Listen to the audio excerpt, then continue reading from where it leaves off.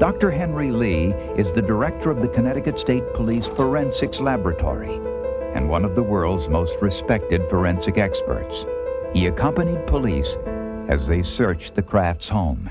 We start examine some piece of physical evidence and found some tiny clue. On the mattress, Dr. Lee discovered 5 tiny stains, so small they could barely be seen. Could they hold the key to the disappearance of Hella Crafts? An orthotolidine solution on the mattress fibers turned blue. It was blood. A species test proved it was human blood. But was it Hella's? An antigen test revealed type O positive, the same type as Hella Crafts. And microscopic analysis revealed it was circulation blood and not menstrual. If a circulation blood, now which means a blood vessel has to be injured to create such a pattern.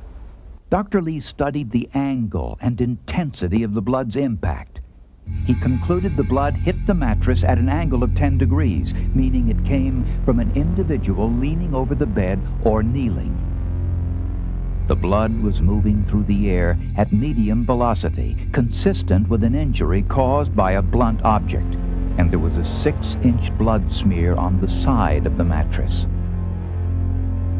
The bathroom towels had been washed recently, but Dr. Lee tested them with an orthotolidine solution. The blue areas proved the towels had been soaked with blood. The next issue, of course, a human body cannot just vanish in the air. A body has to be someplace. But there was no body, no weapon, and no witnesses. Police needed more to go on. So they looked for any unusual events that might somehow be connected to Hella Crafts' disappearance. It led to an important break. It snowed the week of Hella's disappearance. A snowplow driver reported seeing a wood chipper on a bridge about 3:30 in the morning. A man briefly appeared, wearing an orange poncho.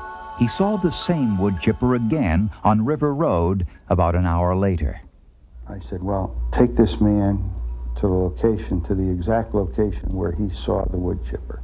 It was here, where the Housatonic River runs into Lake Zoar. Police searched the riverbank. All they found were a few mounds of wood chips. But when they took a closer look, they found a piece of an envelope.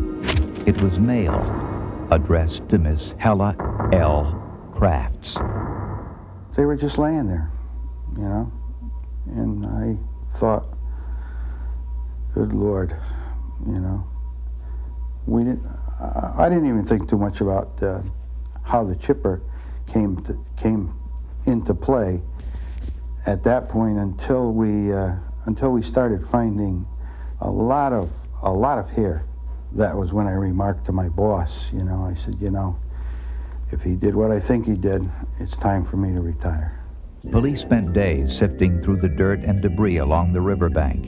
In addition to the letter and blonde hair, they also discovered a few blue fibers, a gray piece of metal, what looked to be some tiny bone fragments, and another piece of evidence which just appeared. The sun had melted the snow away from this wall, and right against the wall, laying right on top of the leaves, a painted fingernail. Divers explored the bottom of the river and found pieces of a chainsaw. Even more unusual, the serial number had been scratched off. Everything was taken to the State Police Forensic Laboratory in Meriden, Connecticut.